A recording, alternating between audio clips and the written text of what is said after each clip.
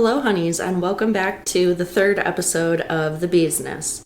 As always, we will be talking about some of the major things to come up in art world news from the last week. We've got a wide coverage today, everything from politics to institutions to discoveries and more. So sit back, relax, and let's break it down. Our first headline from last week: a debate broke out amongst Boston politicians about the potential expansion of a free museums program for school children. The Boston Herald reports that two city councilors, Aaron Murphy and Ed Flynn, took legal action last week to expand an existing program that provides free admission to many Boston cultural institutions to Boston public school children and families. The resolution aimed to expand the BPS Sundays program to cover all Boston school children, even those not enrolled in public schools. The filing of this resolution is in line with Mayor Michelle Wu's public promises to waive admission fees at various cultural institutions for BPS students and families on certain dates through at least August, as well as being a response to the success of the BPS Sunday program.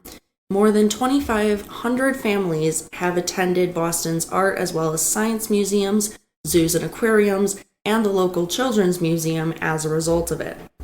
However, pressure is mounting to include the 20,000 plus Boston children who are homeschooled, who attend charter or parochial schools, or are otherwise educated within the city, especially from a large-scale local GOP PAC, which claims that the exclusion of these children is, quote, politically motivated, end quote. The fact that the BPS program is funded using tax dollars from all students' families, not only public school students' families, is another factor of the mounting pressure. The only response that the Boston Herald reported from city officials is that a city spokesperson said that the BPS started with public school students in order to, quote, best understand how to engage community members and improve this program, end quote, indicating that expansion and other changes are under active consideration by the program administrators. Moving on to major discoveries. Yet another archaeological site of great importance has been found beneath a national museum, this time in the UK. Experts from Archaeology Southeast, part of the UCL Institute of Archaeology, have uncovered evidence of a Saxon town, which was once called Lundenwic, below the current site of the National Gallery in London.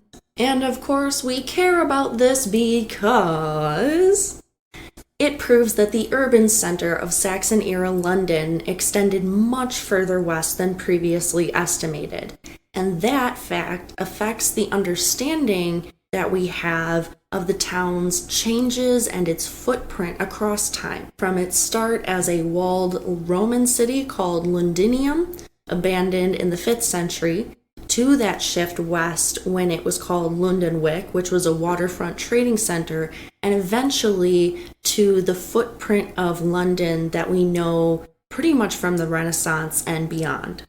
Art News quotes Sarah Young, the director of the project resulting in these findings, as saying, quote, "It's an honor for the National Gallery to be part of a discovery like this, and it brings home to us how everything we are building and reconstructing as part of this project will be part of the fabric and history of London for centuries to come," end quote. A soon-to-be-published study of an Amazon rock art site will change the dates of the settlement of the Amazon as we know them. The study will be published in the upcoming March issue of Quaternary Science Reviews and provides proof that humankind settled the Colombian Amazon 13,000 years ago. Other evidence of settlement found in the same site, the Serranía de la Lindosa, on the northern edge of the Colombian Amazon, includes everything from rock shelters to stone tools and massive displays of rock art.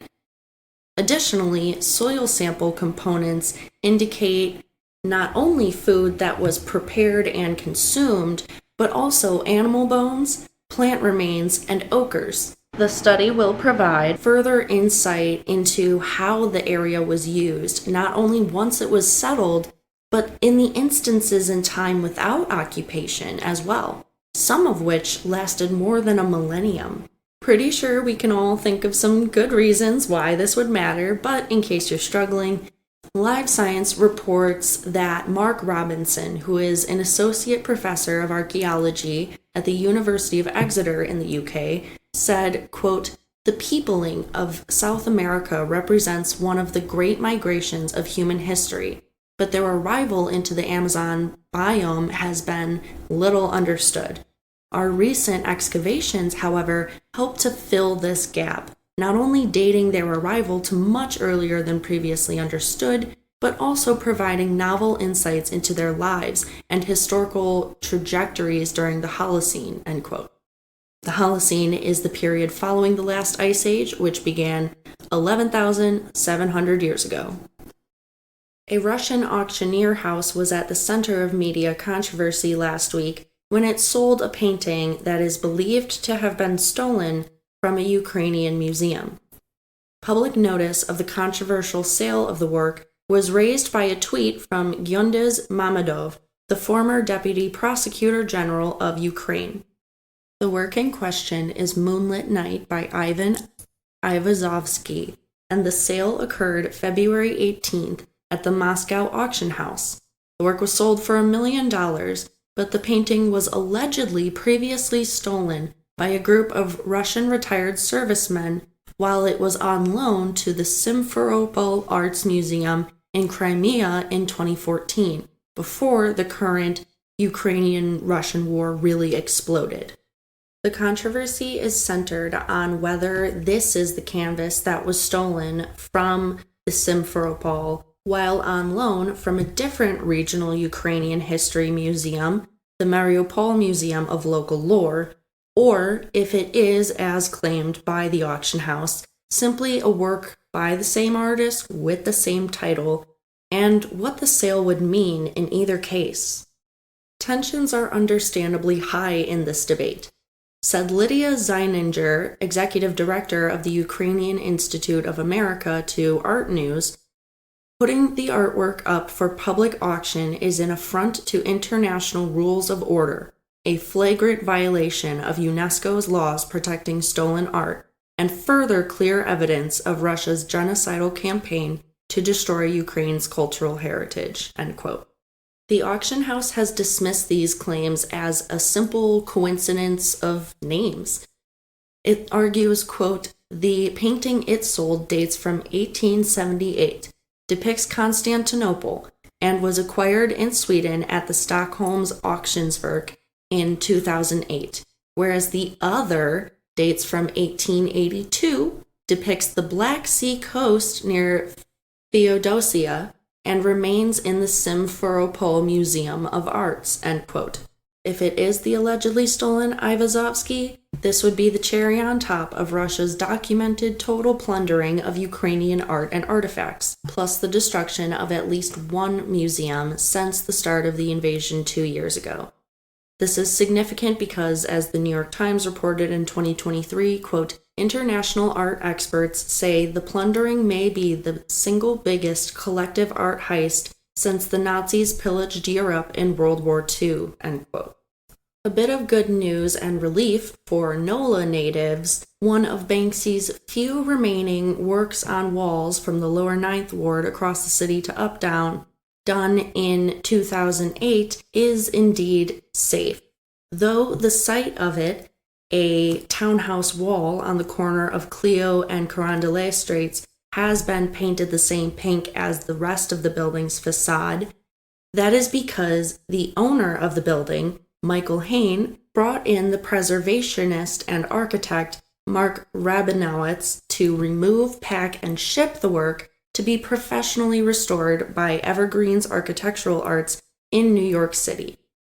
The work will be back and not sold, but placed inside a windowed, hinged frame for either indoor or outdoor viewing and better protection of the work. The Banksy in question is a portrait of an anti-graffiti activist who goes by the title Grey Ghost, who in the image is wearing coveralls and applying gray paint to the wall.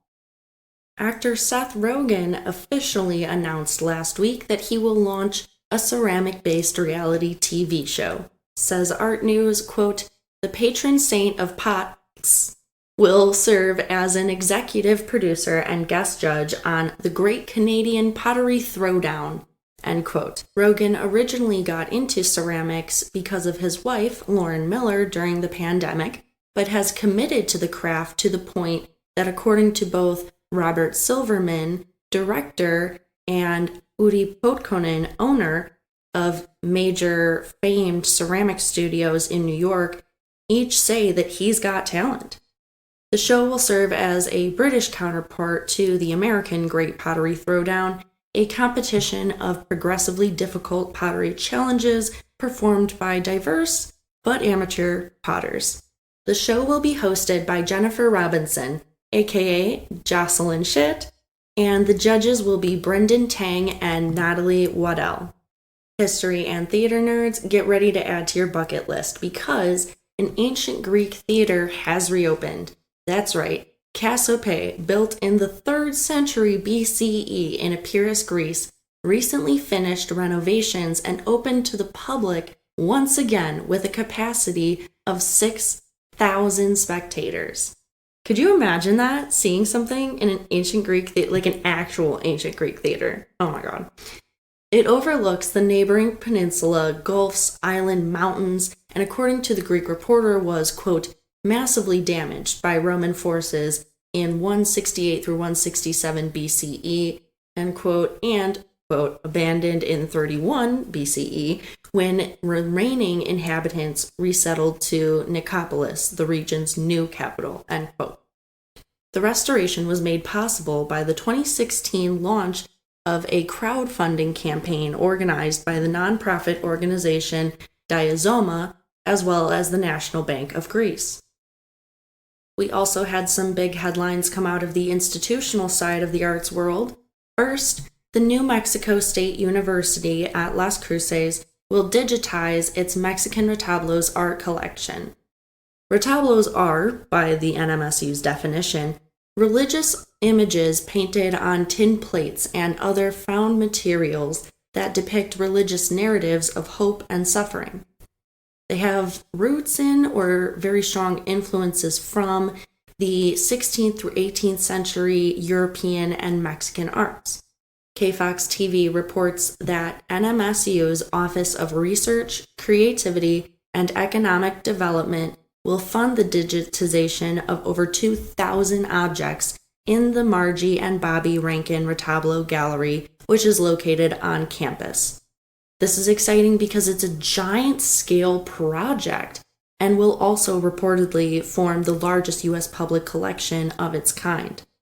But the aims of the project include greater accessibility, especially for those who can't visit in person, and this will increase the draw for art historians worldwide to contribute to research and other projects on those collections. The British Museum, however, faced backlash from the Greek Minister of Culture, Lina Mendoni, who spoke out in regards to using the Parthenon sculptures, one of Greece's most prized and missed set of sculptures, for a backdrop for a fashion show. She stated, quote, by organizing a fashion show in the rooms where the Parthenon sculptures are exhibited, the British Museum, once again, proves its zero respect for the masterpieces of Phidias, end quote. The problem is that Mendoni sees this use as, quote, trivializing and, quote, insulting to the monument as well as the values it represents. And it is salt in the wound of a long insult because the Parthenon marbles were in fact stolen by British troops during World War II. The incident just adds fuel to the existing fire that Greece has lit under the British Museum to return these sculptures. A couple of the current forms of pressure in use include cultural diplomacy as well as legal action. A new Met exhibition on the Harlem Renaissance opened with much acclaim, I'm sure to their relief. So much attention has been drawn to this particular exhibition because it is a sort of redo for a past exhibition on the Harlem Renaissance that did not go particularly well. In 1969, the Met organized a show called Harlem on My Mind, which was the first survey of Black culture in the U.S. It was also heavily criticized for only showing photos of Black people in the exhibition. It was, in the words of Saltz, writing for Vulture, quote, as if the people themselves were curiosities on display, end quote, in what ended up to be a pretty racist-looking fiasco. The current show is somewhat a means of righting those wrongs, but mostly an attempt to make a better contribution to art history. This one includes 150 plus works of art by mostly Black artists from the scenes of Chicago, Philly, San Fran, and even Paris across the galleries. The scenes include the activism of the Harlem Renaissance as well as everyday life. Fascinatingly, one photographer that was featured in the Met's 1969 show, James Van Der Zee, is also featured in this one. The show is also something of an attempt to draw attention to how much impact the Harlem Renaissance had on modernism. Says Saltz, quote, the Harlem Renaissance largely took place in the 1920s and 30s, just when modernism was reaching the zenith of its influence across art, literature, and music. Yet these two periods of heady artistic activity have been walled off from each other in the collective memory, the Black portion of the story having gone mostly ignored. The Met's show about Harlem suggests that we have gotten modernism, the Big Bang of 20th century art, all wrong, and that it was wilder and even more radical than we had known, end quote. So this show really attempts to emphasize Black modern subjects as portrayed by Black modern artists. It aims to highlight historically excluded perspectives, especially artistic representational perspectives, and to demonstrate that white modernists were often influenced by Black life at that time. In the words of the curator, Denise Morel, who I have admired for a long time, even personally, quote, it was written out of history, and I think our goal now is to write it back into history, end quote. However, the reflections of the separations between the Harlem Renaissance and modernism are even still visible in this exhibition. Most of the artworks in the show come from historically Black colleges and universities, Black cultural institutions, and other private collections, rather than museum ones, which tells us quite a bit about who is prioritizing which parts of the two overlapping histories. Morel also explains that it was a multi-year search for the objects that preceded the planning, so you had to look harder for them, and that also shows an inequity in accessibility through not only the content of the exhibition, but the understanding of the difficulty in the process of creating it, of finding enough Harlem Renaissance artworks to support these proposed connections. It demonstrates how the world of art history needs to catch up to where this exhibition and Morel are at. All right, honeys, thank you for sticking out this longer episode of the Beesness. I hope that everything that I chose to include was entertaining enough to excuse the length. I will be back next week with more news for you, so keep an eye out for the Beesness number 4. Talk to you soon, honeys. This podcast was created, produced, written, hosted, edited, and fact-checked by Master's graduate Celia Bugno. Don't forget to like, share, and subscribe on all of your favorite streaming platforms as well as your social medias.